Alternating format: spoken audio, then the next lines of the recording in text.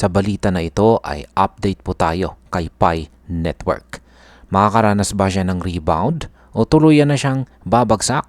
Alam nyo ba na nag-rebound ng bahagya itong si Pi pero ramdam pa rin po ang kanyang matinding pressure. Matapos po ang matinding 4% drop nitong Lunes, humirit ng 1% recovery si Pi nitong Martes mula po sa isang key support level. Pero wag muna tayong masyadong kampante dahil ayon po sa data ng PiScan, may mahigit 4 million Pi tokens ang winidraw sa mga exchanges sa loob lamang ng 24 hours. Ibig pong sabihin, sinusubukan ng mga retail holders na protektahan ang kanilang assets laban sa lalong pagbaba ng presyo. Technically speaking, mainit pa rin po ang selling pressure. Kahit nasa 0.19 tayo ngayon na 30% mataas mula sa record low na 0.1502, nakaabang pa rin po ang panganib sapagkat ang ating 20-day at saka 50-day EMAs ay pababa ang slope at ang MACD indicator ay bearish pa rin. Kung bumagsak tayo sa ilalim ng 0.1919, baka makita natin ang Pi sa level na 0.1835 o mas mababa pa sa 0.1632. Pero ito po ang silver lining. Kung magpapatuloy po ang pagbaba ng mga reserves sa mga exchanges, liliit po ang supply at baka dito na magsimula ang inaasam nating bounce back. Papunta na nga ba itong si Pi Network sa kanyang all-time low? Mukhang medyo red days po tayo ngayon dahil ang token price ay nakaranas ng matinding dagok matapos pong mawala ang isang key support level. Nitong Lunes, nawala ang 0.20 support level na matagal ding hinawakan ng Pi token. Sa ngayon, nasa 0.19 na lamang ito. Isang kusing na lang ang layo sa record low nito na 0.17. Ang trading volume naman ay bumagsak sa $18.5 million na lamang. Ibig pong sabihin, kumukonti ang gustong bumili o makipag-trade. Habang bumababa po ang demand, patuloy naman ang pag-release ng mga bagong tokens. May 4.6 million Pi tokens na pumapasok sa market araw-araw. Meron pang 55.8 million tokens na naka-schedule para i-unlock bago matapos ang buwang ito. Ayon po sa data ng PiScan, ang mga whales, yung mga big-time investors na may 10 million plus tokens ay unti-unti nang naglalayasan simula pa noong simula ng taon. Dito naman po sa technical analysis ay hindi rin maganda ang mga senyales. Una ay meron pong rising wedge breakdown. Isang pattern po ito na madalas maging hudyat ng pagbagsak ng presyo. Pangalawa ay ang double top pattern. Isa pang bearish signal na nagsasabing baka magtuloy-tuloy ang pagbaba. At ang pangatlo ay dahil nawala na ang support sa 0.192 hanggang 0.196 range, parang nahuhulog na ang token ng walang sasalo.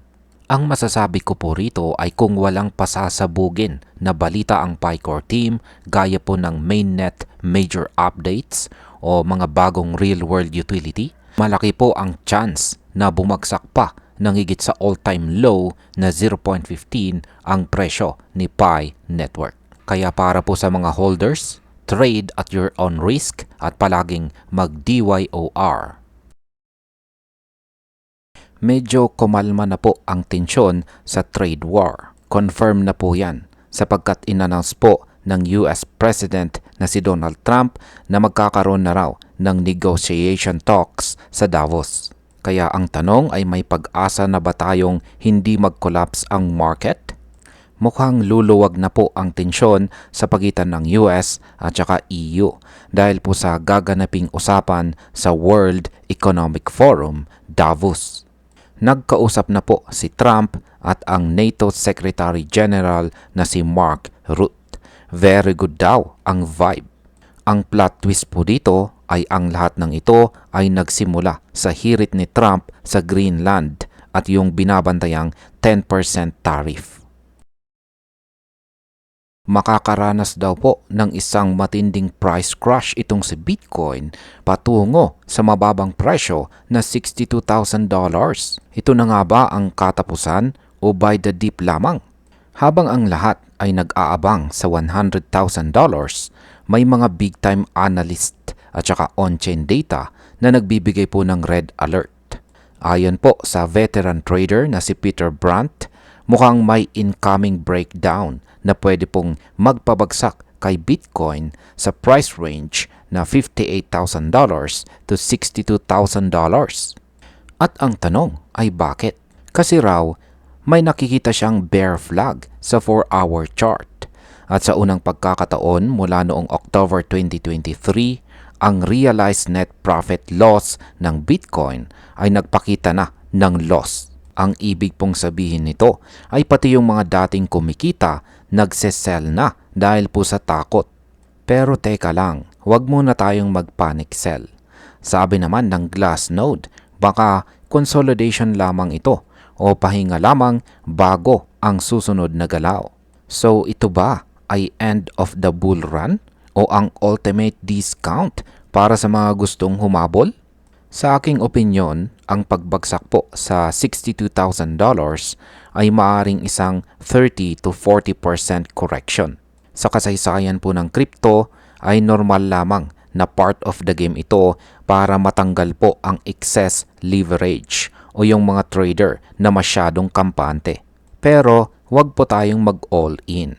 Kung tayo po ay naniniwala sa long-term value ni Bitcoin, gamitin po natin ang DCA o Dollar Cost Averaging Strategy para hindi po tayo masyadong apektado ng ganitong klaseng volatility. Ang founder po ng Binance na si Changpeng Zhao o ZZ ay nag-react sa pasabog ng NYSE. Plano po kasi ng higanting stock exchange na ito na mag-launch ng sarili po nilang tokenized securities platform.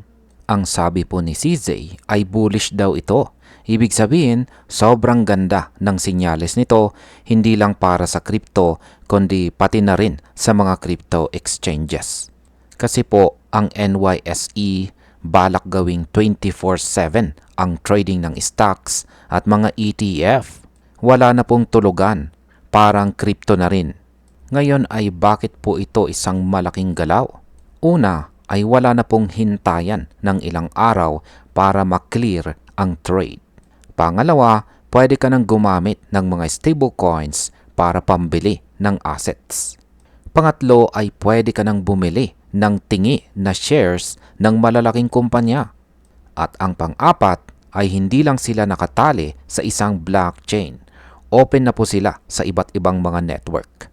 Maging ang mga bigatin sa Ripple at saka Galaxy Digital ay todo na po ang suporta dahil ang tokenization daw ang magiging tulay para sa DeFi o decentralized finance at saka traditional stocks.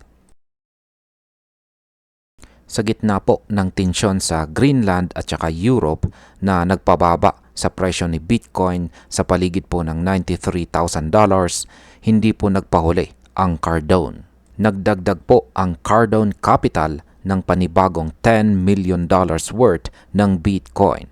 Ang mas matindi ay hindi po sila gumagamit ng utang o debt para pambili.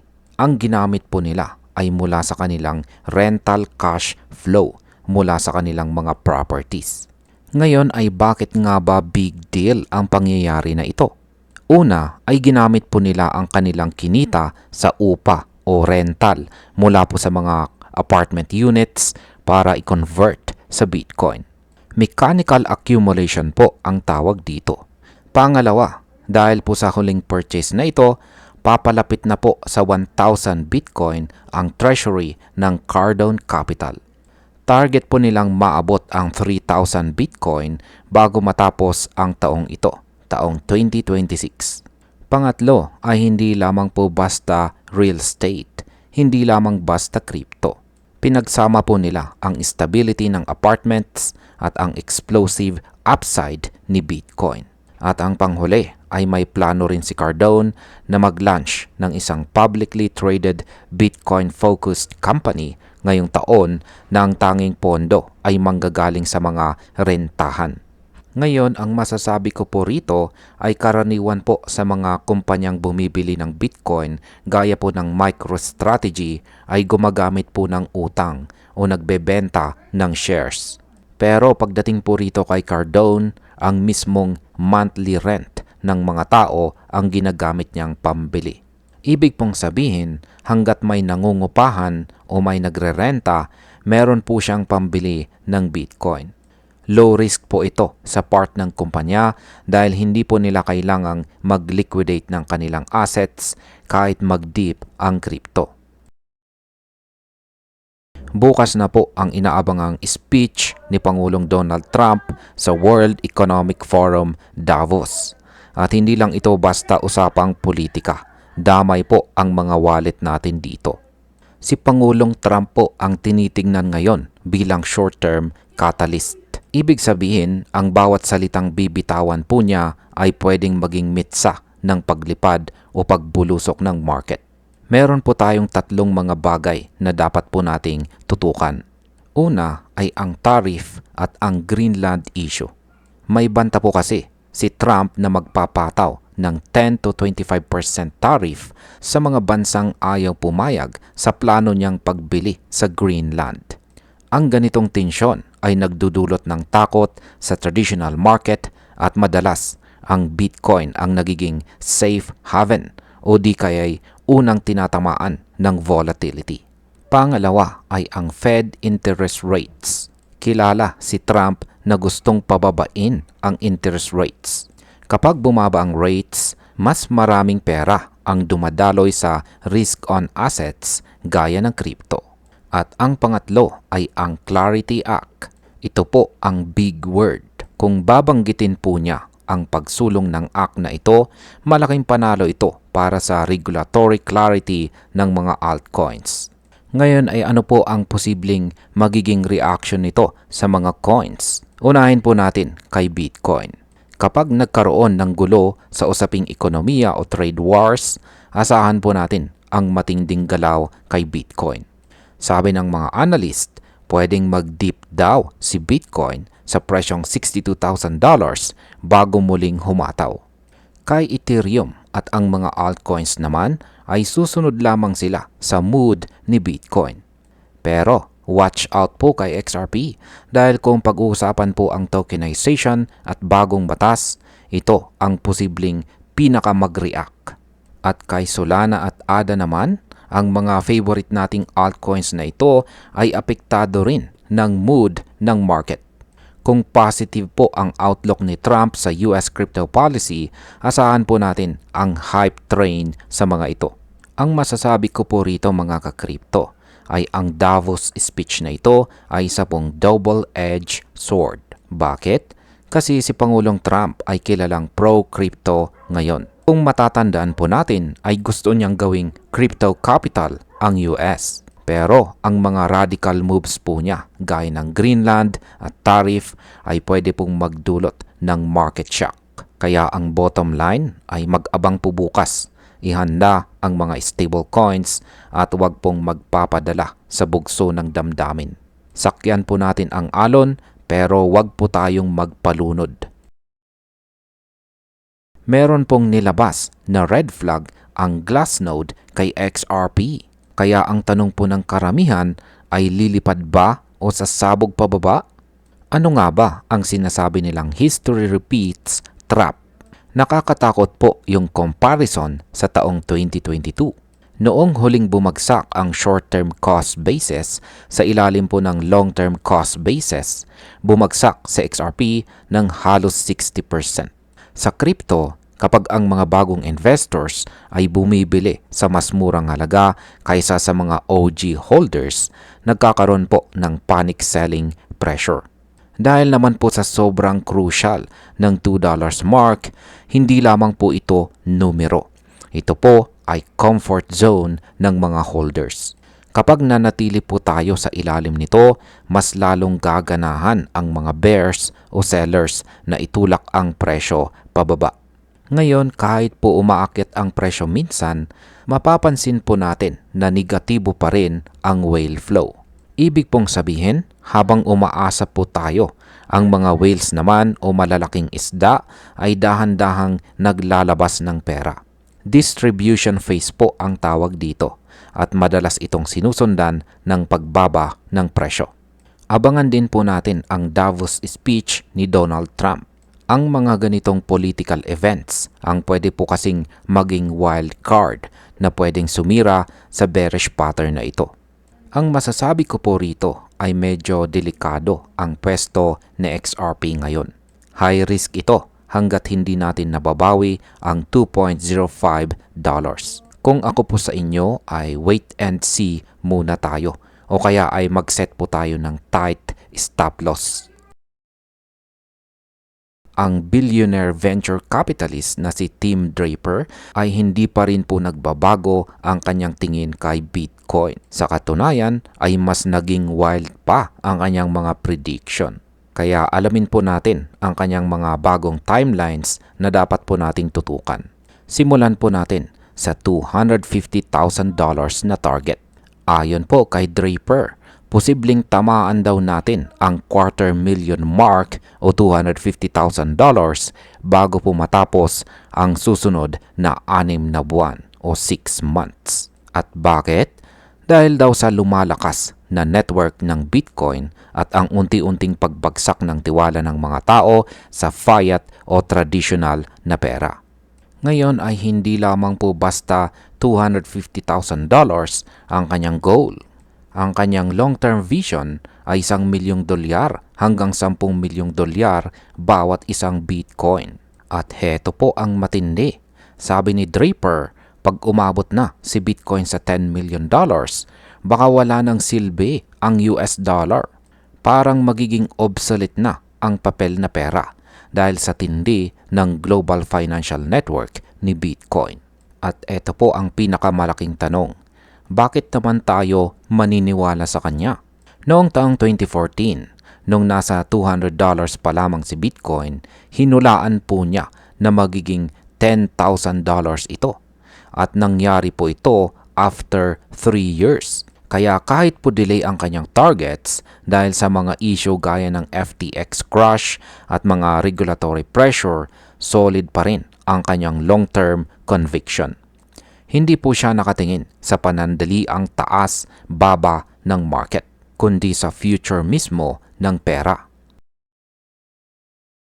Sa balitang ito ay pag-uusapan po natin ang support level ni Shiba Inu na susi para muling humataw ang kanyang presyo. Bakit nga ba napaka-crucial or napakahalaga ang support level ni Shiba Inu ngayon? Kasi po mga ka-crypto, nasa ilalim tayo ngayon ng isang demand zone. Kumbaga, kailangan po nating mabawi yung level na 50 digits 830. Kapag na-reclaim po natin yan, asahan po natin na baka ito na ang simula ng pag-akyat natin sa mas mataas na mga resistance levels. Kahit medyo maalog po ang market dahil sa mga global issues gaya ng tariff fallout sa US at EU, nakikita nating lumalaban po itong si Shiba Inu. Sa katunayan ay naging second best performer itong si Shiba Inu sa top 25 coins nitong nakalipas na 24 hours.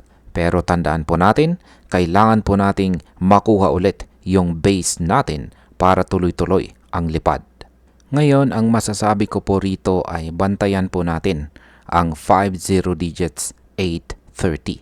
Kung hindi po natin ito makuha, baka sideways muna tayo ng matagal. Pero kung makuha po natin, posible po ang mga 10% jump gaya ng nangyari nitong nakalipas po na January 12. Ayon po sa sikat na economist na si Peter Schiff, baka na raw mag-iba na ang landas ni Bitcoin at silver. Sapagkat habang humahataw ang silver sa all-time high, baka raw si Bitcoin ay pa-reverse o pababa naman ang kanyang takbo.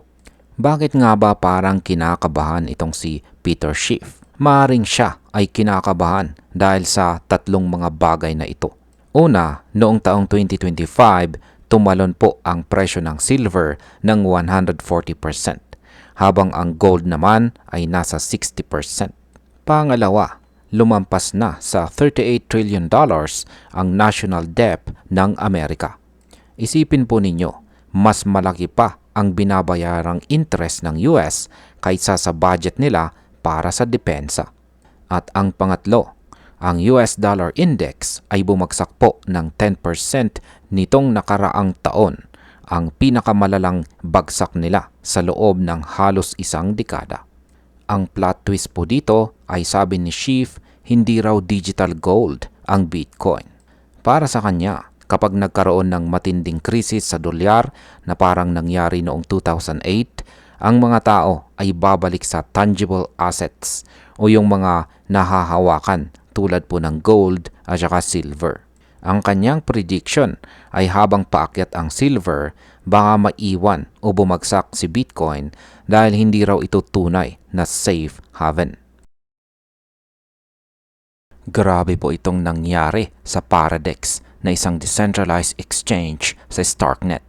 Sapagkat sa isang iglap lamang, ang presyo po ni Bitcoin sa kanilang system ay naging $0.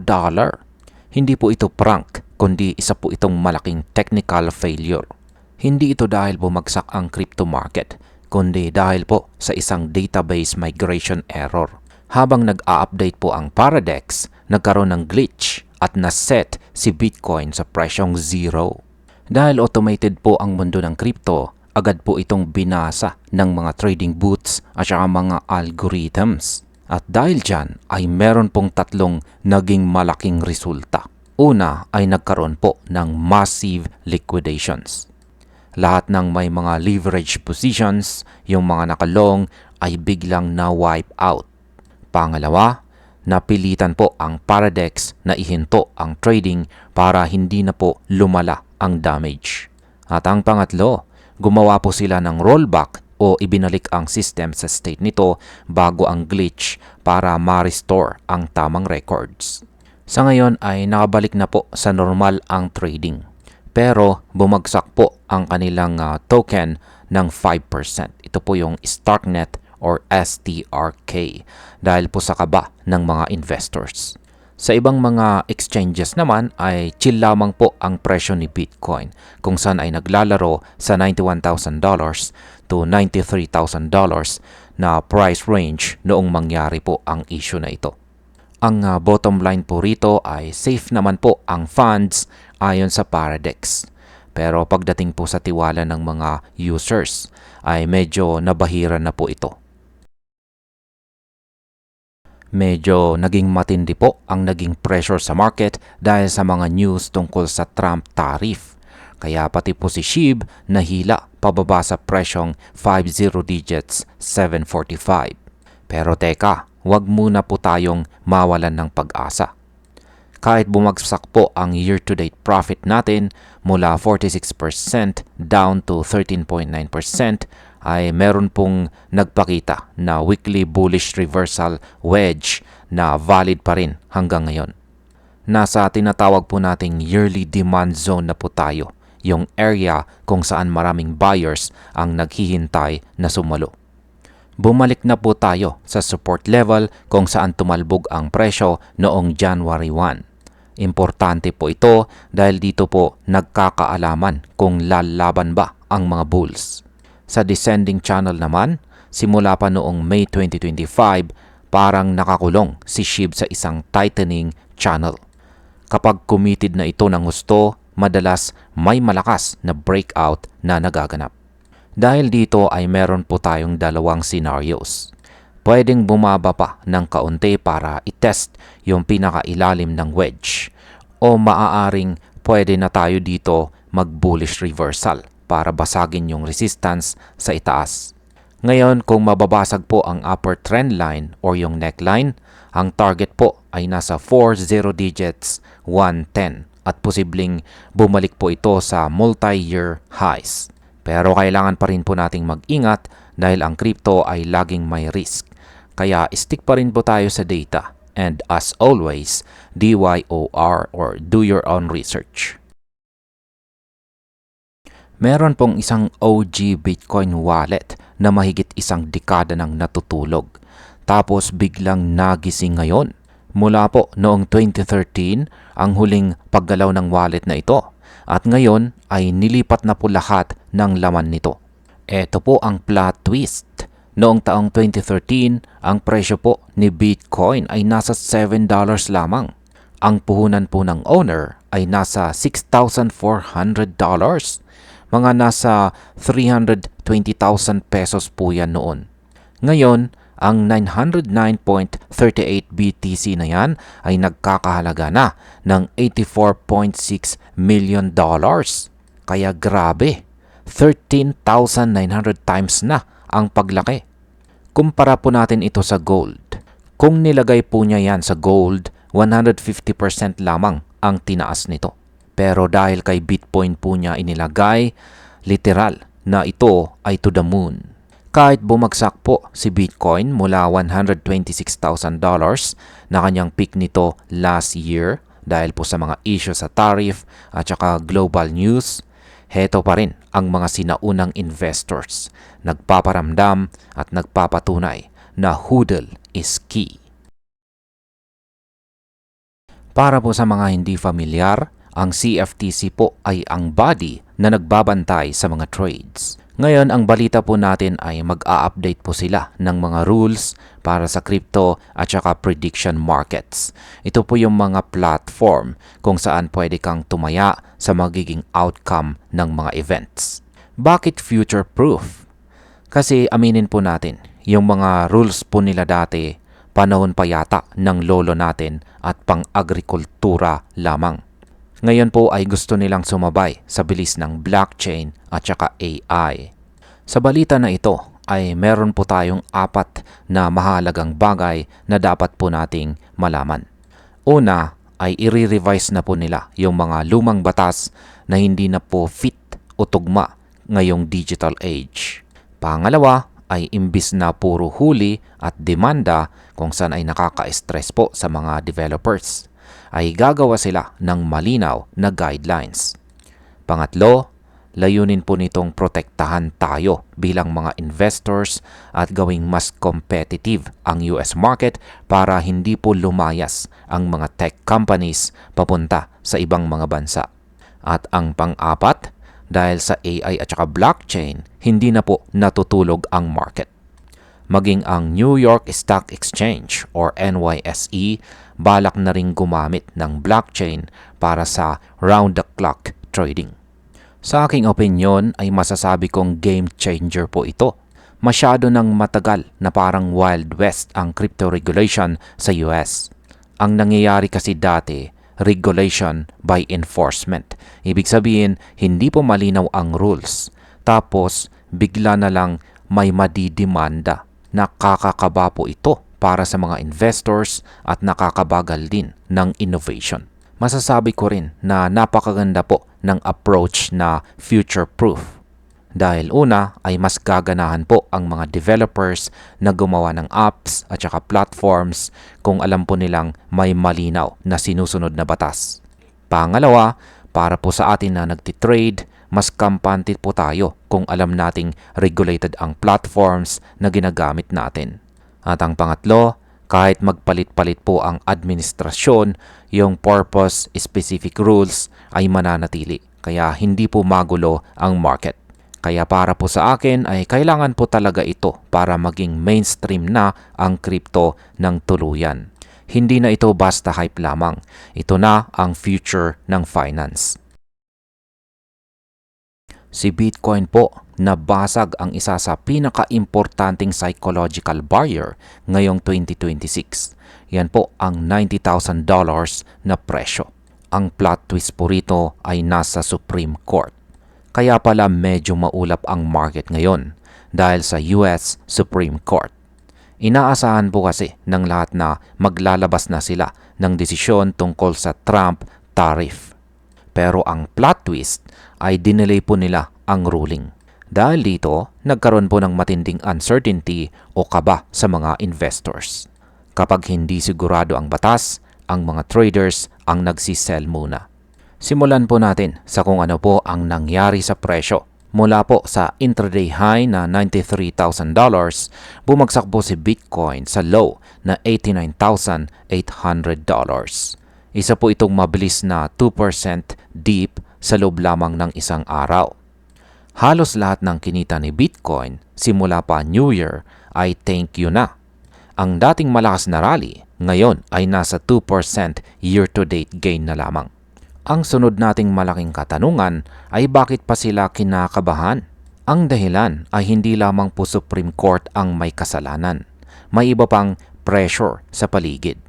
Una, balak po ni Trump na mag-impose ng 10% tariff sa mga bansang tulad po ng France at Germany simula February 1. Kapag pabor kay Trump ang ruling, mas hihigpit ang trade at masama po yan sa mga risk assets tulad ni Bitcoin. Pangalawa ay may chismis na magtataas muli ng interest rates sa Japan. Kapag nangyari yan, pwedeng mag-collapse ang tinatawag na yen carry trade at magkakaroon ng malawakang bentahan ng assets globally. At ang pangatlo, ang mga veteranong analyst gaya po ni Peter Brandt ay nagbigay po ng babala na baka bumagsak pa ang presyo hanggang $58,000 to $62,000. Ang sakit po niyan. Kung akala po ninyo ay sapat na ang 10% hanggang 25% na tariff, nagkamali po kayo dahil lalong uminit ang bakbakan sa pagitan ni President Donald Trump at ng France. Sa balitang ito ay meron po tayong 5 importanteng bagay na dapat po nating malaman. Una, nagbanta po si Trump na siya ay magpapataw ng higit 200% tariff sa mga French wine at saka champagne. Grabe po ito mga ka-crypto dahil mula 15% lamang biglang tumalon sa 200%. Pangalawa, hindi lang ito tungkol sa alak. Hugot ito ni Trump dahil sa pakikialam umano ng Europe sa plano po niyang makuha ang Greenland.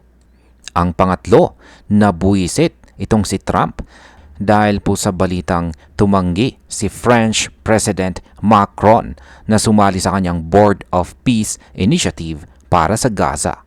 Pang-apat, ginawang public ni Trump ang private messages ni Macron tungkol sa Greenland dispute. Cloud chasing o transparency? Kayo na po ang humusga. At ang panglima, dahil po sa tensyong ito, pati si Bitcoin at Ethereum ay nakitang bumagsak. Pero ang mga big players gaya po ng MicroStrategy ay tuloy pa rin po sa pagbili. Ngayon, ang masasabi ko po rito ay sa totoo lang, si Trump ay kilala po sa paggamit ng art of the deal. Para sa kanya, ang 200% tariff ay hindi lamang po buwis. Ito ay leverage. Gusto po niyang pilitin si Macron na sumunod sa kanyang gusto. Ito po yung kanyang kagustuhan sa Board of Peace at ang Greenland issue. Kaya dinaan ito ni Trump sa pamamagitan po ng pag-atake sa ekonomiya ng France, lalo na po sa kanilang pride na wine industry. Sabi po ni US Treasury Secretary Scott Bessent, baka sa susunod na linggo na raw po i-announce ni President Trump kung sino ang papalit kay Jerome Powell bilang chairman ng Federal Reserve. Mula po sa 11 o 11 na pinagpipilian, 4 na lamang po ang natitirang finalist. Ang mga nasa shortlist o final 4 ay sina Kevin Warsh, Rick Rader, Christopher Waller at saka Kevin Hassett.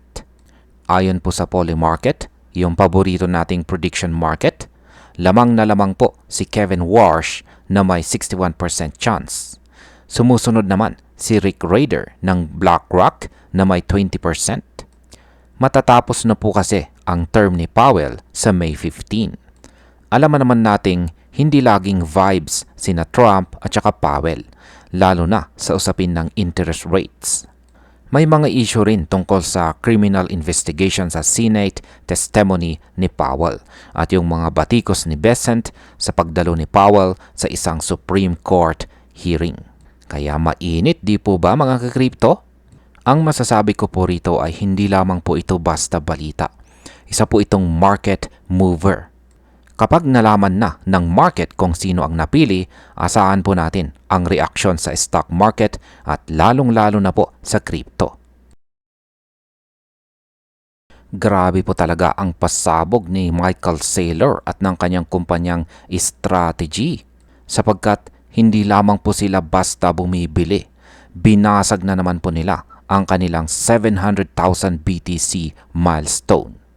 Noong January 12 hanggang 18, humakot po sila ng 22,305 Bitcoin at ang halaga po nito ay tumataginting na $2.13 billion.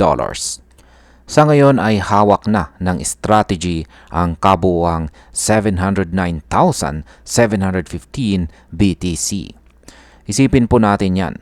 Binili po nila yan sa total cost na $54 billion. Pero ang average price po nila ay nasa $75,979 lamang per coin. Kaya solid na profit pa rin. Ngayon ay hindi po sila basta gumagamit ng cash. Ginagamit nila ang kanilang stocks na MSTR, STRC at saka STRK para punduhan ang kanilang pagbili. Kaya masasabi kong high-level strategy po talaga ito. Ngayon ay bumibili po sila kasi timing ito sa tensyon ng market dahil po sa inaabangang desisyon ng Supreme Court tungkol sa Trump tariff, yung issue po sa Greenland. Habang ang iba ay kinakabahan, si Saylor ay tudo pa rin sa kanyang pagbili. Kahit na bumagsak ng halos 5% ang MSTR stock sa pre-market at medyo nanginginig ang presyo ni Bitcoin ngayon, ang mga analyst ay bullish pa rin. Sabi nga sa Polymarket, 81% ang chance na aabot sila sa 800,000 Bitcoin bago matapos ang taon. Para po sa akin, habang ang mundo ay nakatingin po sa geopolitical tension ng Trump tariff at sa gulo ng Greenland dispute, pinapakita po ni Saylor na para sa kanya, si Bitcoin ang ultimate safe haven. Kapag ang fiat currency o traditional na stocks ay nanginginig dahil po sa trade wars, si Bitcoin ay nananatiling fix ang supply. Meron pong cloud of uncertainty na naman na bumabalot sa crypto market at hindi po ito galing sa US Fed, kundi ito ay galing sa Bank of Japan. Nagpapahiwatig po ang Bank of Japan na baka itaas pa nila ang kanilang interest rates. Bakit nga ba ito big deal? Kasi ang mga traders po natin, 75% ng sigurado na aakyat sa 1% ang rate pagdating po ng buwan ng September. Sabi pa nga ng Citigroup, posibleng 3 beses pa itong mangyari ngayong taong 2026. Yan po ay sa buwan ng April, July at bago po matapos ang taong ito. Ngayon ay bakit po nila ginagawa ito? Kasi po bumabagsak ang halaga ng yen at tumataas po ang inflation sa Japan. Noong huling itinaas po nila ang rate sa 0.75%, matatag pa si Bitcoin. Pero sa sunod-sunod na posibleng taas singil na ito, maraming investors ang kinakabahan. Kapag tumaas po ang rates, humihigpit ang pera sa market at madalas na unang tinatamaan ang risk assets gaya po ng crypto. Kaya maging alerto po tayo mga ka-crypto. Abangan po natin ang quarterly report ng Bank of Japan ngayong Friday dahil dito po natin makikita ang totoong direksyon ng ekonomiya para sa buong taong ito, 2026. Kaya ihanda na po ninyo ang inyong mga stop loss o ito na ba ang chance para mag-buy the dip? At hanggang dito na lamang po tayo sa video na ito mga ka-crypto. Marami pong salamat sa panonood.